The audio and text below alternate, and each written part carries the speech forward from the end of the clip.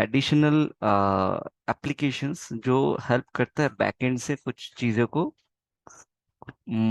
आप से कह सकते हो कि कंप्लीट करना। जैसे कि अगर मैं बैकएंड से कुछ एसएमएस प्रोसेस चलाना चाहता हूँ, ईमेल प्रोसेस चलाना चाहता हूँ, या कुछ अदर चीज़ें करना चाहता हूँ, जैसे डेटा फ्रीजिंग करना हो या कुछ भी करनी हो, तो ये यूटिलिटीज का पार्ट होता है। ठीक है, तो मैं एक बार बिजी का स्क्रीन शेयर कर देता हूँ।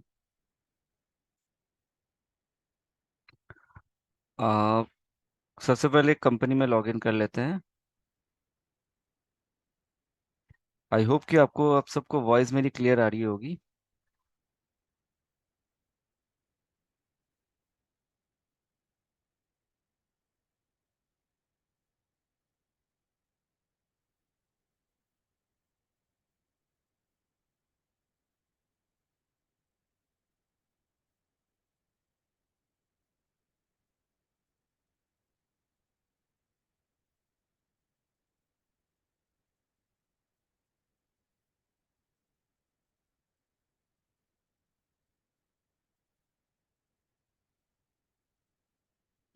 एंड स्क्रीन भी विजिबल हो रही होगी सबको। तो अगर किसी को वॉइस की इशू है या स्क्रीन विजिबल नहीं हो पा रही है तो एक बार रिकनेक्ट कर सकते हैं, या अगर आ, मेरे एंड से कोई दिक्कत है तो आप लोग चैट बॉक्स पे भी शेयर कर सकते हैं किसी को, अगर सबको ही अगर वॉइस में इशू आ रही है या स्क्रीन विजिबल नहीं हो पा रही है तो आ जाते हैं यूटिलिटीज पे। तो एडमिनिस्ट्रेशन पे जाना है, फिर एडमिनिस्ट्रेशन के अंदर जो है यूटिलिटीज बोल के एक ऑप्शन मिल जाएगा। ठीक है, तो इसके अंदर आप देख सकते हो पहला ऑप्शन जो है डेटा फ्रीजिंग। तो ये डेटा फ्रीजिंग होता क्या है, सबसे पहले इसको समझते हैं कि डेटा फ्रीजिंग क्या है। फ्रीजिंग का मतलब कि कोई भी चीज को आप फ्रीज कर रहे हो, फ्रीज कर रहे हो मतलब इसको कंस्टेंट रख रहे हो, इसमें कोई भी मॉडिफिकेशन चेंजेस कुछ ना कर पाए। तो इस तरह का चीजें जो है, अगर आप बिजी में आप कोई भी एंट्री मॉड्यूल पे आप डेटा को फ्रीज करना चाहते हो कि एक पर्टिकुलर डेट रेंज पे, ताकि आप एक डेट डाल दें, उस डेट तक की जो भी एंट्रीज है वो डेटा उस एंट्रीज फ्रीज कर दे, उस मॉड्यूल की, चाहे वो सेल हो, चाहे वो परचेज हो या रिसिप्ट हो, पेमेंट हो, कुछ भी हो। तो कोई भी यूजर उसको मॉडिफाई डिलीट कुछ ना कर पाए। तो इस तरह की चीज़ों को जो है डेटा फ्रीजिंग कहा जाता है। अब इसमें दो पॉइंट आता है, एक तो पार्शियल होता है, एक होता है फुल। तो दोनों में अंतर क्या है। फुल में तो क्या होता है कि एक ट्रांजैक्शन की बहुत तरह की ट्रांजैक्शन होती है, payment, receive, general, contract, debit note, credit note, issue, receive, कोई भी ट्रांजैक्शन, पूरे ट्रांजैक्शन की जो भी एंट्रीज है सबको फ्रीज कर दूंगा मैं एक डेट रेंज पे। मैं डेट डाल दिया, उस डेट में फिर फ्रीज कर दूंगा, कोई भी मॉडिफाई डिलीट कुछ ना कर पाए। और अगर होता है पार्शियली, तो मैं डिसाइड कर सकता हूँ कि कौन से मॉड्यूल पे मुझे डेटा को फ्रीज करना है।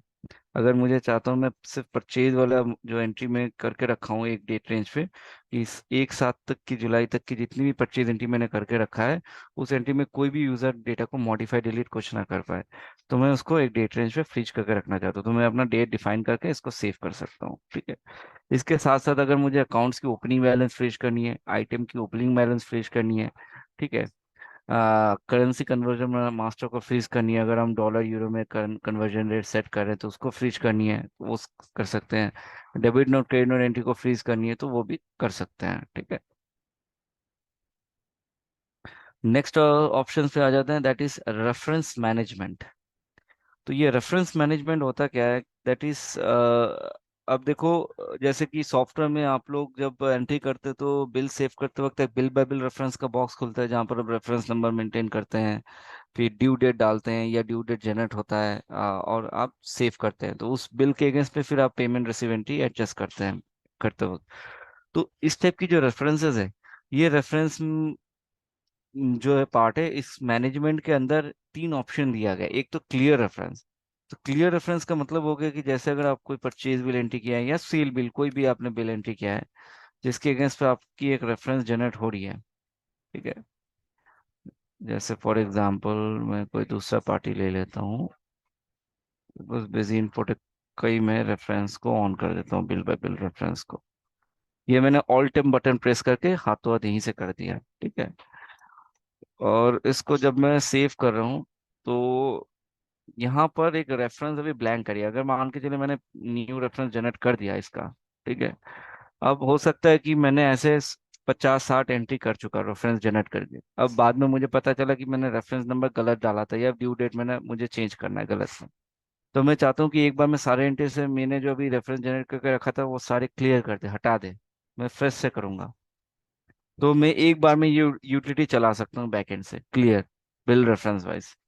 अब यहाँ पर अगर मैं सारे पार्टीज का क्लियर करना चाहता हूँ या एक पार्टी का, मैंने बोला सिर्फ बिजी इन्फो के रिलेटेड जो भी मैंने एंट्री किया उससे मेरी रेफरेंस को क्लियर कर दे। तो ये बता रहा है कि you have chosen to delete all the bill reference from the account mention above. इसको यस करेंगे तो ये आपका रेफरेंस क्लियर कर देगा। मतलब अगर मान के चलिए अगर आप नेक्स्ट टाइम परचेज में जा रहे हो, उसी एंट्री पे मॉडिफाई करके आप चेक करने जा रहे हो, तो वहां पर आप देख सकते हो कि ये रेफरेंस क्लियर कर दिया। जो मैंने रेफरेंस जनरेट करके सेव किया था एंट्री, वो रेफरेंस फिर से हटा दिया है यहाँ से। ठीक है। तो इस टाइप की चीज़ें जो है आप सेट कर सकते हैं रेफरेंस मैनेजमेंट मैनेजमेंट विजार्ड का। ठीक है। नेक्स्ट जो है बेसिकली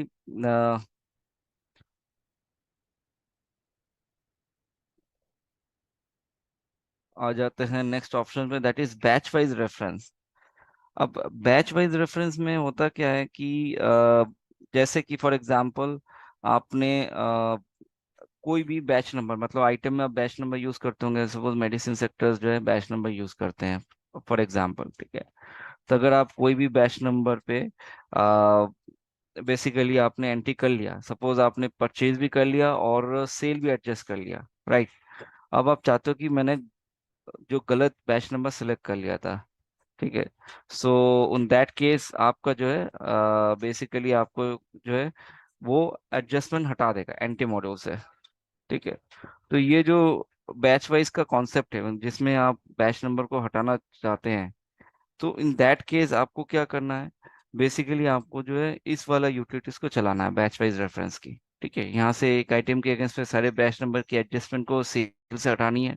ये अब जो आपने एडजस्ट करके रखा है सेल पे परचेस के अगेंस्ट पे, तो वो हटानी है।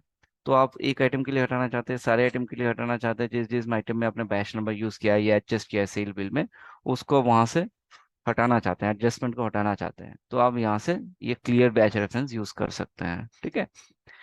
अब आ जाते हैं ऑटो एडजस्टमेंट रेफरेंस पे। तो ऑटो एडजस्टमेंट रेफरेंस का कॉन्सेप्ट क्या होता है कि अ, इसके अंदर भी दो पॉइंट होते हैं, जैसे बिल बाय रेफरेंस। अब क्या होता है कि मान के चलिए आपने तो रेफरेंस जनरेट कर लिया, फॉर एग्जांपल आपने ये इस परचेज का आपने रेफरेंस जनरेट कर लिया। ठीक है। न्यू रेफरेंस करके आपने जनरेट कर लिया। अब ये जो है आपने जब इस परचेज के अगेंस्ट में पेमेंट एंट्री किए, उस टाइम आपने वो बिल को एडजस्ट नहीं किया, जिस परचेज बिल के अगेंस्ट आप पेमेंट कर रहे हो आपने वो बिल को एडजस्ट नहीं किया। ठीक है। ये एडजस्टमेंट आपने ब्लैंक छोड़ के इसको जो है सेव कर दिया। ठीक है। अब आप चाहते हो कि बैकएंड से मैं वो रेफरेंस को एडजस्ट कर दूं, तो कैसे पॉसिबल है? तो ऐसे आपने बहुत सारे पेमेंट एंट्री कर लिए, बहुत सारे रिसीव एंट्री कर लिए जो बिल के अगेंस्ट में आपने एडजस्ट नहीं किया है। तो अब इसमें पॉसिबिलिटीज नहीं हो पाती कि हर एक पेमेंट रिसीव में जाके मैनुअली मैं एडजस्ट करूँ बिल को। तो इसमें टाइम ज़्यादा लग जाता है। तो मुझे अगर टाइम कंज्यूम करना है या रिड्यूस करनी है तो मैं ये यूटिलिटीज़ को यूज़ कर सकता हूँ, जिसमें क्या होता है फीफो मेथड पे वो एडजस्ट कर लेगा। हो सकता है कि उस पार्टी की 5-6 बिल हो, तो जब वो उस पार्टी की आपने रिसीव एंट्री भी किया है और पेमेंट एंट्री भी फॉर एग्जांपल करके रखा हुआ है, तो अगर रिसीव एंट्री में आपको जो फर्स्ट बिल उसके नाम पे जनरेट हुआ था फीफो मेथड पे, आपको उस बिल के अगेंस्ट पे पहले एडजस्ट करनी है। ठीक है।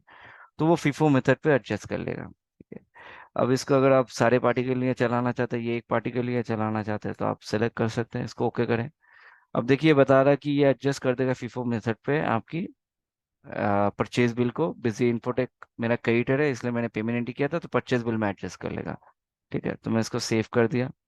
अब जो मैंने पेमेंट एंट्री किया था उसको मैं एक बार मॉडिफाई करके देख रहा हूँ कि मेरा एडजस्टमेंट हुआ कि नहीं हुआ।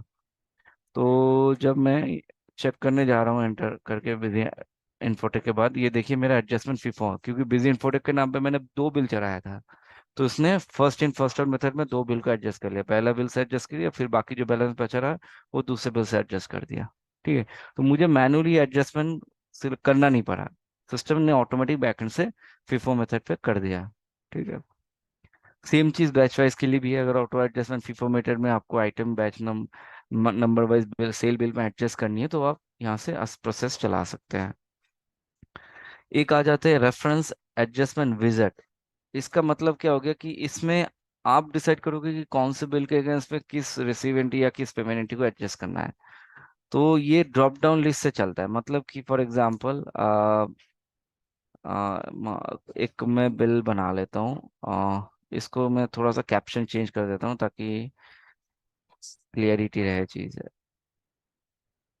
इसको मैं सेल रख लेता हूँ।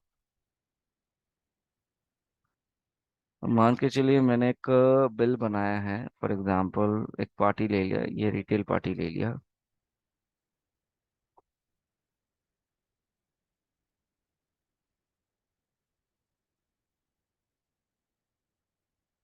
ठीक है, इसको हमने सेव कर दिया।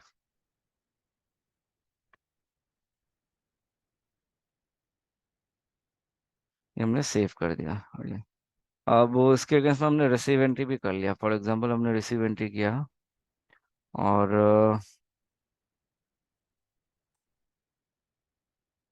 कुछ अमाउंट डाल दिया फॉर एग्जांपल, और हमने एडजस्ट नहीं किया, इसको छोड़ दिया। अब मैं रेफरेंस एडजस्टमेंट यूजर जो यूटिलिटी के अंडर है, एडमिनिस्ट्रेशन के अंडर, उसके अंदर जाऊंगा रेफरेंस मैनेजमेंट में, reference adjustment visit, bill reference. अब मैंने बताया कि मुझे सारी बिल दिखाएगा या अनक्लियर बिल है जो अभी तक क्लियर नहीं हुआ। अगर मैं अनक्लियर बिल देखना चाहता हूँ तो अनक्लियर बिल में मैं रिटेल सेलेक्ट करूंगा, जो अभी तक जिसके अगेंस्ट में मुझे पेमेंट मिला नहीं है या मैंने पेमेंट किया नहीं है। ठीक है, तो ये बता देगा अनक्लियर भी, ये दो बिल अनक्लियर पड़ा हुआ है, ये दो रिसीवेंटी मैंने किया हुआ जिसके अगेंस्ट मैं एडजस्ट नहीं किया हूँ। तो ये 1000 रुपये का भी रिसीवेंटी मैंने अभी किया हूँ, और ये सेल बिल का एंट्री अभी मैंने किया है। तो अगर मैं ये रिसिप्ट को इस सेल बिल के साथ एडजस्ट करना चाहता हूँ तो मैं माउस से इसको ड्रैग करके इसके ऊपर छोड़ दूंगा, रिलीज कर दूंगा माउस। तो इसमें मुझे बोल देगा कि एडजस्ट करना है इस 5 नंबर के। हो सकता है कि इसमें और भी बिल हो, तो ये और भी बिल का लिस्ट दिखा रहा है, तो अगर आप चाहते हो 5 नंबर नहीं, मैं 1 नंबर के साथ एडजस्ट करना चाहता हूँ बिल, तो वो भी कर सकते हैं। और इसको ओके कर दिए, ये यस कर दिया, तो ये एडजस्टमेंट हो गया रिसिप्ट का। ठीक है, तो ये आपको जो है दिखा देगा, बता देगा कि ये अपना बिल एडजस्ट हो चुका है। ठीक है, तो इस टाइप की जो मैनुअल एडजस्टमेंट अगर आपको करनी है बैकएंड से, तो आप ये मैनुअल एडजस्टमेंट कर सकते हैं, ना कि आपको रिसीव में जाके मॉडिफाई में जाके फिर एंटर एंटर प्रेस करके एडजस्टमेंट में जाके करना होगा। आप ये से भी कर सकते हैं। ठीक है, इसके अलावा आ जाते हैं ईमेल पे।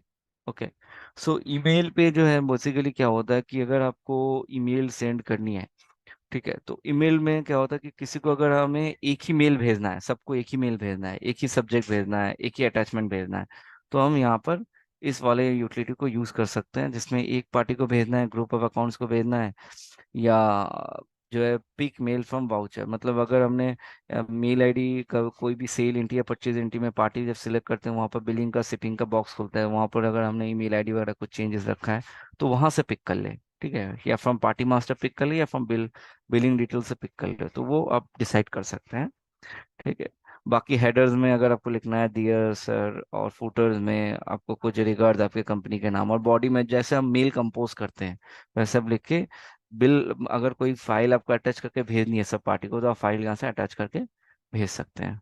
ठीक है, एसएमएस का भी पार्ट वही है कि अगर आपको एक बार में सारी पार्टी को एक मैसेज भेजनी है जो कि कॉमन है, ठीक है, इसके साथ अगर आपको पीडीएफ अटैचमेंट की लिंक भेजनी है तो वो भी अटैच कर सकते हैं। और अगर कॉमन मैसेज सबको भेजनी है एक बार में, अगर मान के चलिए आपकी कुछ ऑफर चल रहे हैं आइटम पे, तो वो आप एज ए मैसेज आप सारे कस्टमर्स को जो है आपको भेजनी है, तो आप यहाँ से जो है मल्टीपल मैसेज एक बार में सेट कर सकते, मतलब मल्टीपल कस्टमर को आप एक मैसेज एक बार में सेंड कर सकते हैं। ऑफलाइन ईमेल एसएमएस और नोटिफिकेशन क्या होगा, नोटिफिकेशन भी एक तरह का वही है, मैसेज के माध्यम से या बीएनएस के माध्यम से आप भेज सकते हैं।